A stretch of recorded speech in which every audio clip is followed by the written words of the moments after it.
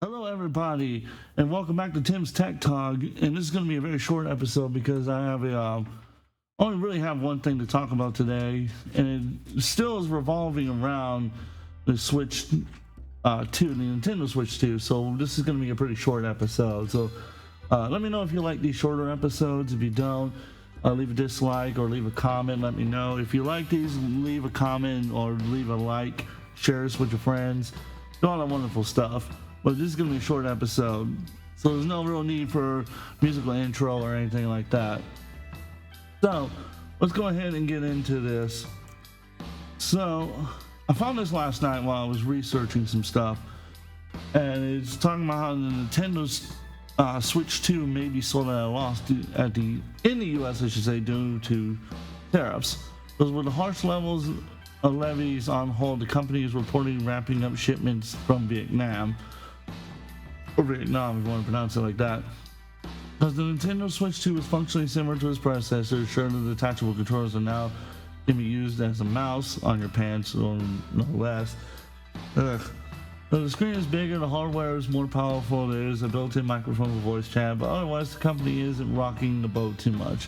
At least not outside of its usual business model. It may be prepared to sell the console at a loss. For most countries, President Donald Trump has paused the harsh tariffs that he announced last week. Still, his increased tariffs on imports, or taxes on imports from China, is up to 125% on Wednesday, while imports from everywhere else will still be subject to a levy of at least 10%. For Bloomberg, Nintendo may be looking to making as many Switch 2 units as it can in Vietnam. It's manufacturing about a third of the consoles there. During the 90-day freeze on higher tariffs and ship as many as possible to the US. The US is the critical market for Nintendo, as it accounts for about 1/3 of all sales. And so right there, I think that we need to discuss that real quick, because that's pretty fucking telling that Nintendo's really dependent on this console succeeding in the United States, and if it doesn't succeed, then, well, that's not going to be good. So, honestly, in my opinion, really not good. However, it's also possible that it may end well for him. Who knows? I mean, I could be misjudging this for all I know, but because those tariffs are going to be really freaking brutal, just absolutely brutal on the Switch 2. And again, I don't really understand the fascination for the Switch 2 because it wasn't really a whole lot about it that I thought was great. I mean, again, I could just be misunderstanding it, but at least from what I saw, I didn't see anything that made me go, ooh, shiny, I want shiny. But anyways, let's continue on about the article, because I think it's pretty interesting here. Still with the 10% tariff, Nintendo may reluctantly eat the cost of it, even if that means losing money on each sale. Quote, we believe the Switch 2's bill of materials is around $400, meaning Nintendo will still need to be selling consoles at a loss with the 10% tariff tax. But the loss would be something Nintendo would be able to absorb. I have no idea how to pronounce that name, so we're going to go ahead do this just a little bit, because I'm not good with names, so however that name's pronounced. Total Securities told Bloomberg, Sony reply ongoing. Sony is in a tougher situation, as most of the PlayStation production is done in China and may be forced to hike the PS5 prices in the US in the near future. And that's the big thing I want to talk about in this article right there, is the PlayStation 5 might become more expensive. Like, so if you didn't get a PS5 now and you want one, you might be wise to go ahead and go get you one now, because otherwise you might be screwed. You might be completely screwed, because 125% pretty much means it's going to be the price of the console plus that. So plus like an extra 10% on top of what the price of the console is according to the tariff. So fuck all of that. That is horrible.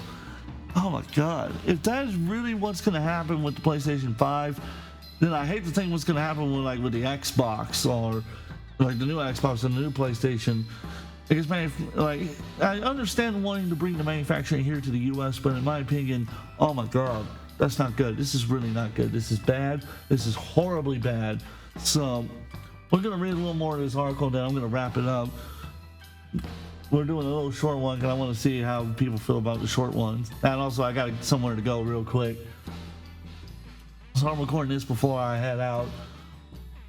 Because if the Switch 2 is about $400 worth of materials, that means Nintendo will also be making a hit on Japan-only edition of the console in its home country, selling the variant for under $350. Fuck. Ooh. Well, that's, oh man.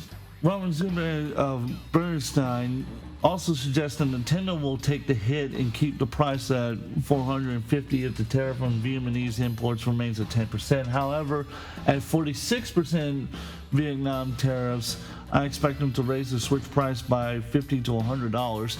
So we're probably seeing it going somewhere around $600, which is what Smash JT said was a big possibility.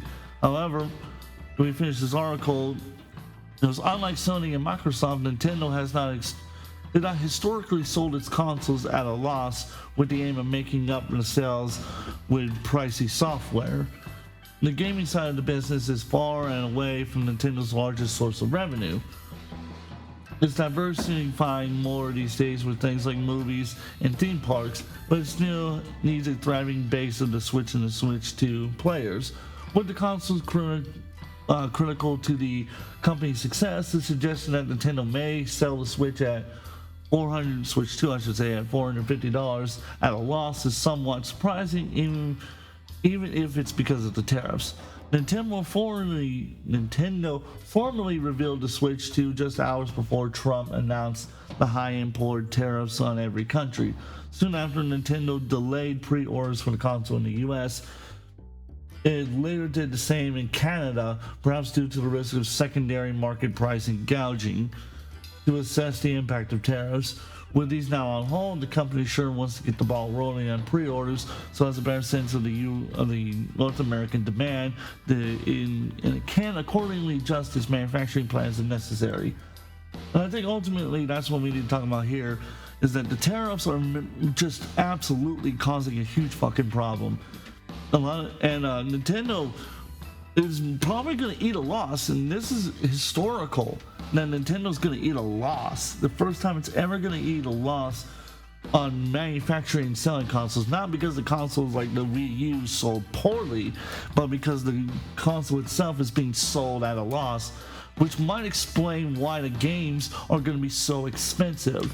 So maybe they will have to play the game of selling the games at a higher price to make up for the fact that the consoles are being sold at a loss. And if that's the case, they're going to go the same way that Microsoft and Sony are going, and that's just, I don't want to see that, because I'm sick and tired of that. I'm sick and tired of having to pay for games at way fucking higher prices than what the console's actually at, and the console's barely even affordable as is.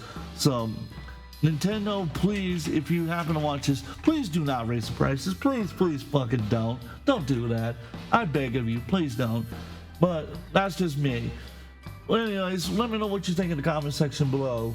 And until then, this is AJ Timbs of Horror House Media, Den of Timbs, whichever one you know me by.